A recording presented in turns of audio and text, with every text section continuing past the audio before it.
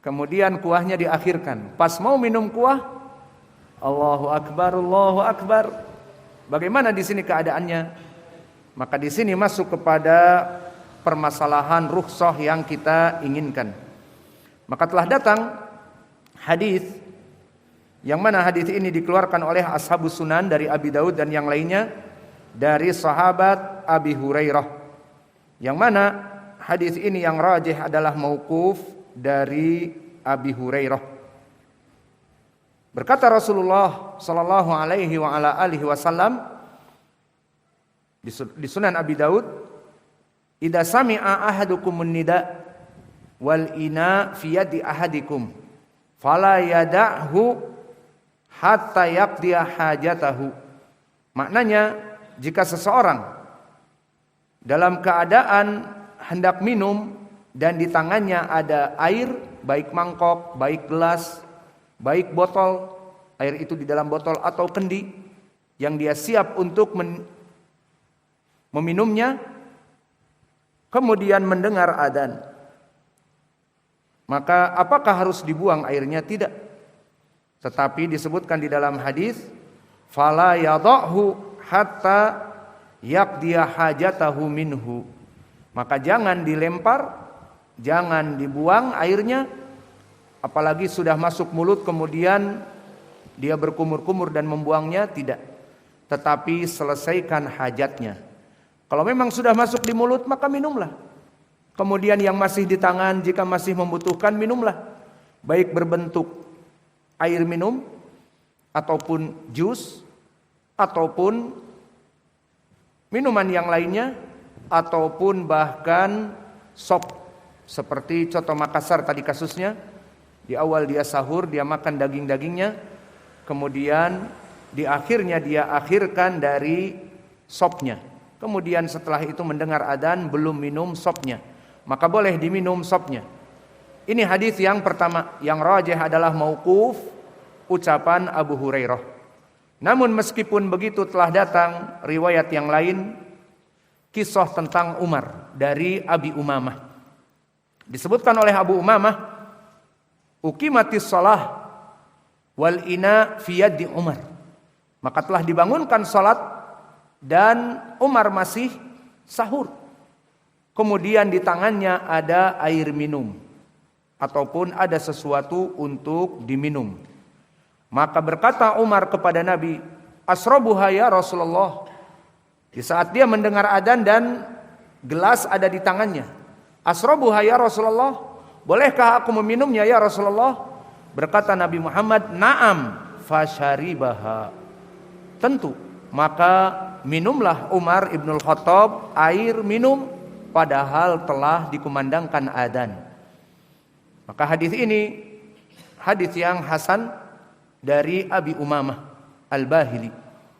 Dan begitu pun datang dari sahabat yang lain dari Jabir ibni Abdullah, di mana didatangi Jabir oleh muridnya seorang tabi'i yang menanyakan tentang permasalahan seseorang sedang sahur kemudian dia belum minum. Di saat dia hendak minum dan di tangannya sudah ada gelas, kemudian didengar adzan. Maka ditanyakan kepada Jabir, apakah boleh meminum air tersebut? Maka Jabir radhiyallahu anhu berkata, "Kunna nuhadditsu fi zamani Rasulillah sallallahu alaihi wa ala alihi wasallam ala dalik faqala liyashrab." Maka kami, kata Jabir, pernah menanyakan perkara itu. Terjadi di zaman Nabi bersamaku, maka ada seseorang yang belum minum, maka Nabi mempersilahkan untuk minum, liyashrab, agar orang ini minum dari air yang dia hendak minum dan sudah adzan tadi. Maka hadis dari Jabir ini pun hasan li ghairih. Kemudian datang hadis mursal. Makna mursal adalah hadis yang dhaif. Seorang tabi'i meriwayatkan dari sahabi. Istilah-istilah seperti ini, mursal, yang rajih, mauquf, itu sudah kami ajarkan di Ma'had Muqbil Al-Wadi'i. Maka jika kalian ingin mengetahui ilmu hadis, mustalah hadis, silahkan belajar bersama kami. Kami di sana memberikan pelajaran untuk tadribu du'a untuk calon-calon dai dan juga untuk santri-santri yang sudah mumpuni agar setelah itu melanjutkan ke luar negeri, belajar ke Yaman, Saudiyah atau yang lainnya. Maka istilah hadis mursal adalah istilah hadis yang dhaif, yang mana di sini seorang tabi'i meriwayatkan dari Nabi. Maka di sini Al Hasan Al Basri meriwayatkan dari Nabi, yang mana dia mengatakan, idza sami'a ahadukumun nida wal ina fi yadi ahadikum fala yada'hu hatta yaqdiya hajatahu minhu. Berkata Al Hasan Al Basri meriwayatkan dari Nabi, jika seseorang dalam keadaan sahur kemudian dia hendak minum dan di tangannya ada tempat minum, kemudian didengar adzan, maka jangan dibuang air di tempat minum itu tetapi diminum, maka selesaikan hajatnya. Maka dari hadis-hadis ini barakallahu fikum pendalilan tentang permasalahan rukhsah. Rukhsah tentang permasalahan seseorang yang dia itu masih membutuhkan untuk minum, kemudian didengar adzan, maka tidak apa-apa rukhsah dari Allah dan Rasulnya untuk meminum air tersebut. Ini dia jawaban nomor 9. Dan ini telah kami bahas panjang lebar dengan takhrij hadis di soal jawab pinrang yang khusus berhubungan dengan soal jawab sifat sahur Nabi Muhammad sallallahu alaihi wa ala alihi wasallam. Silakan dirujuk padanya. Kemudian barakallahu fikum tentang permasalahan soal yang ke-10, diterimakah puasa seseorang padahal dia dalam keadaan masih junub saat masuk adzan yang kedua. Permasalahan ini barakallahu fikum telah terdapat persepsi dan idiom terutama di kalangan orang-orang awam, bahwa orang-orang awam dan para sesepuh-sesepuh kita yang dulu mungkin belajar agamanya kurang kuat, maka mereka berpendapat jika seseorang dalam keadaan hendak berpuasa kemudian masuk kepadanya adzan yang kedua dan dia masih dalam keadaan junub, baik dari istrinya ataupun yang lain, maknanya yang lain adalah mimpi bukan onani, maka sama sebetulnya onani pun, namun kita sebutkan di sini agar permasalahan ini haram. Alhasil seseorang yang mana dia dalam keadaan junub. Apa makna junub? Dalam keadaan junub, apa makna junub? Ada yang tahu makna junub, anak-anak? Junub dalam keadaan berhadas besar karena keluar mani. Maka di saat dia masuk kepadanya adzan yang kedua dan dia belum mandi dari junubnya, ini pertanyaannya. Persepsi orang-orang tua kita, orang awam, bahwa puasanya tidak diterima. Iya Pak, seperti itu dulu memahami. Iya. Iya bapak-bapak yang lain. Jadi kalau orang junub enggak cepat-cepat mandi, kemudian adzan yang kedua masuk, Allahu Akbar, Allahu Akbar, khalas, puasanya tidak diterima. Apa hubungannya? Maka di sini pun pertanyaannya, diterimakah puasa seseorang padahal dia dalam keadaan masih junub saat masuk adzan yang kedua? Maka jawabnya tidak membatalkan puasa bagi seseorang yang mana dia dalam keadaan junub. Junubnya itu tidak membatalkan puasa. Maknanya seseorang ini dalam keadaan junub dan telah masuk adzan yang kedua, maka tidak batal puasanya. Terus saja puasa, ya. Mana pendalilannya? Banyak di dalam hadis. Hadis terutama yang meriwayatkan adalah dari istri-istri Nabi, yang menandakan bahwa mereka mengetahui bagaimana keadaan Nabi di waktu sahur, Nabi di waktu malam. Nabi berhubungan dengan mereka dalam keadaan junub dan masuk kepadanya adzan yang kedua. Maka hadis-hadis datang dari sahabiyah, datang dari istri Nabi, datang dari Aisyah dan Ummi Salamah. Keduanya meriwayatkan yang hadisnya muttafaqun alaih, kana yudrikuhul fajru wa huwa junubun min ahlihi, tsumma yagtasilu wa yasumu. Hadis ini menjadi penalti bagi kita. Menjadi penetapan hukum tentang permasalahan ini.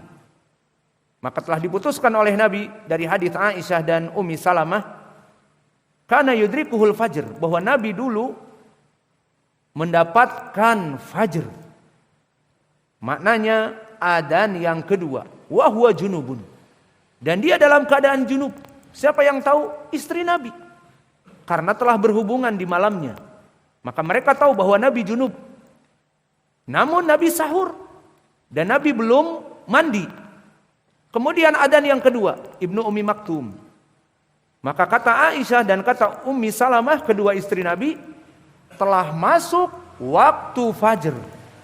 Dan Nabi dalam keadaan junub, dan dia melaksanakan sahur tadi dan melaksanakan sahurnya dalam keadaan junub. Masuk adzan yang kedua, disebutkan di sini, tsumma yagtasilu wa yasumu. Maka Nabi kemudian mandi untuk mengangkat hadas yang besar ini, kemudian berpuasa. Maka di sini kalimat kemudian berpuasa menjadi poin pendalilan bagi kita, membantah persepsi dan imajinasi bahwa puasa itu tidak dibatalkan dengan junub, sehingga seorang bertemu dengan junub di adzan yang kedua tidak membatalkan puasa. Begitupun diriwayatkan berkesendirian Aisyah, istri Nabi. Berkesendirian Aisyah diriwayatkan Imam Muslim. Maka tadi bersamaan dengan Ummu Salamah lebih baik, muttafaqun alaih. Berkesendirian diriwayatkan oleh Imam Muslim dengan lafaz bahwa Nabi Muhammad sallallahu alaihi wa ala alihi wasallam kana yudrikuhul fajru fi Ramadan wa huwa junubun min ghairi hulumin fayagtasilu wa yasumu. Bahwa Nabi di bulan Ramadan, di sini tambahan lafaz bulan Ramadan, bahwa Nabi junub dari istrinya, kemudian Nabi mandi, kemudian dia berpuasa. Dan riwayat Muslim juga dari Ummi Salamah. Maka riwayat Ummu Salamah dengan Aisyah yang paling baik, riwayat keduanya muttafaqun alaih.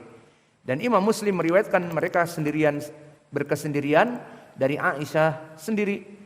Diriwayatkan oleh Imam Muslim dan dari Ummi Salamah sendiri. Maka dari Ummi Salamah pun sama dengan lafaz kana Rasulullah sallallahu alaihi wa ala alihi wasallam yusbihu junuban, bahwa Nabi di bulan Ramadan itu dalam keadaan junub dan masuk kepadanya waktu fajr. Min ghairi ihtilam tsumma yasumu, yang mana dia junubnya bukan dari mimpi tetapi dari hubungan dengan istrinya, berqaitus, bersenggama. Tsumma yasumu, kemudian dia mandi dan dia berpuasa.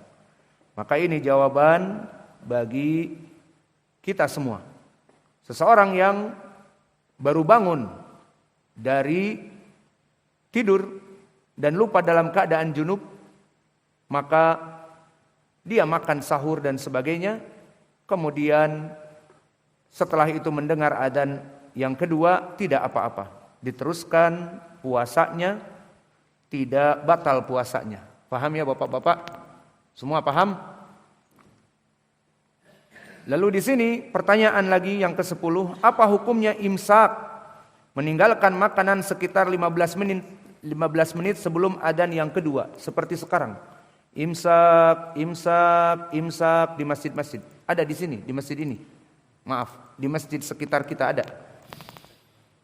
Maka pertanyaan ini barakallahu fikum telah kita jawab dengan seksama sekitar setengah jam di soal jawab terdahulu di Pinrang ataupun di Barakang. Insyaallah saudara-saudaraku merujuk kembali, karena tidak butuh kepada pengulangan, masih banyak pertanyaan yang lain. Maka mungkin kita berikan saja jawaban dengan ringkas, tanpa tahrij, tanpa yang lainnya. Maka jawabnya, permasalahan imsak Yang diinginkan oleh mereka orang-orang di zaman sekarang, imsak di dalam masjid dengan mikrofon, ataupun kalau di desa-desa dengan suara-suara, baik dengan suara kentongan ataupun dengan suara apa saja. Yang kami ketahui dulu di waktu kami kecil, meriam dari bambu. Boom. Apa tuh? Pokoknya imsak. Atau di zaman sekarang sirine. Wit. Seakan-akan kita di Ukraina, datang pesawat Rusia Sukhoi, kemudian kita tiarap. Seperti itu keadaannya. Maka ini semuanya mulai dari ucapan dengan lisan ataupun sirine ataupun apa saja menginginkan agar kaum muslimin meninggalkan meja makan 1/4 jam, 10 menit atau lebih atau kurang